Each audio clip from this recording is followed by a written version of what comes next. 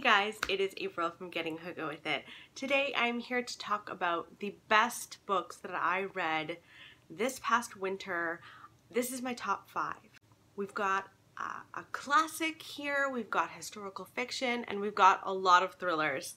So if you are up for that, let's get into it.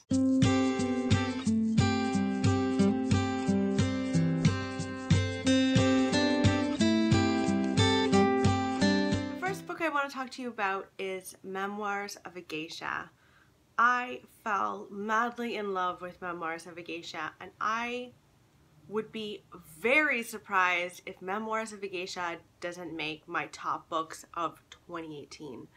And I read it like right out of the gate in January. It was so brilliant. This follows a young girl whose family basically sells her, and she becomes a geisha in training. And it is about her training and about her life as a geisha, and I just loved it. This is really about resilience. Our main character is able to ground herself even in the midst of kind of chaos, considering that she doesn't really have anyone for a very long time in this book, and I just loved it. She really has to rely on herself to get through really hard times. I really wish that this author had written more. This is, I believe, his only book, which makes me very sad because I would read anything by him after Memoirs of a Geisha. If you haven't read it yet, oh my gosh, you've got to. I read it and then I immediately went and watched the movie. The book was better than the movie. I also read Rebecca by Daphne du Maurier and fell head over heels. She is such an atmospheric writer. I'm not someone who usually likes flowery words about a setting. I don't like them to go on and on about that. But there was something about the way that Daphne du Maurier talked about the grounds of Manderley that completely sucked me in. If you don't know what Rebecca is about, it is, we're following a young woman who's kind of an elderly person's companion, and she meets this man on this trip that she's on with this elderly woman, and he quickly proposes to her, and she moves back with him to Manderley where he lives, and she learns more about his first wife who died fairly recently. She's constantly being compared to his first wife, Mrs. De Winter, and she is kind of obsessed with Mrs. De Winter. I absolutely loved this book, and I'm so excited to read more Daphne du Maurier after reading that. The next book that was another 2 thumbs up for me was The Chalk Man. I could not believe the ending of The Chalk Man. The Chalk Man ending, like, jaw dropped. I was blown away. This follows a group of young kids. I think there are 4 of them, and they make little chalk figures at the end of each other's driveways with chalk, and they kind of signify like, okay, we're gonna go to the park today or whatever, and only they know. It's like a secret little language that they've created for these little kids.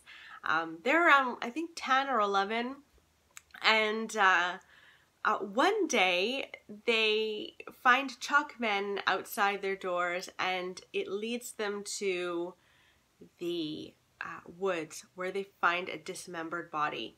And what I loved about this book was how layered it was. We're not only just getting the storylines of the kids and all of the stuff that the kids are dealing with outside of this finding the body. Like, they're talking about bullying and finding love and all of these things that kids start to explore and deal with at that age. And we're also following parents as well as teachers that are in their lives, and every character is layered.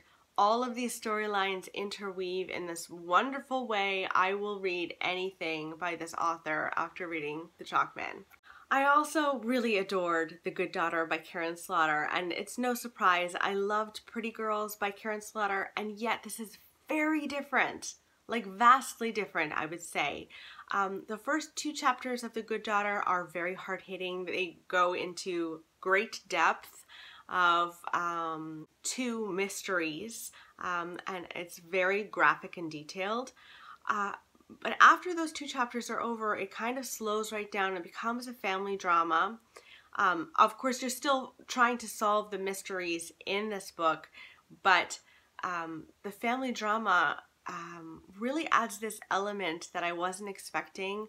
I cared about every single one of these characters. Even the characters that I was kind of put off by at first, I fell in love with in the end, and I just didn't expect this kind of thing from Karen Slaughter. I cried reading The Good Daughter. I've never cried reading a thriller before, so I was blown away, totally impressed by The Good Daughter. Finally, I absolutely loved Her Every Fear by Peter Swanson. This was my first Peter Swanson that I've read. I think he's most well known for The Kind Worth Killing, but this book is just so fast-paced, such a fun read. This is about a woman who's had a really horrible altercation with her ex-boyfriend, and she lives in England, and she's like, I just gotta get away. So she and her, I believe, second cousin who lives in Boston, they decide to swap apartments. So she moves to Boston, he moves to England, and when she moves into this apartment, he lives in an apartment building in Boston, she finds out that his next door neighbor was brutally murdered. And so, of course, she becomes slightly obsessed with this murder. She needs to find out what happened. And interestingly enough, we don't only follow our main character.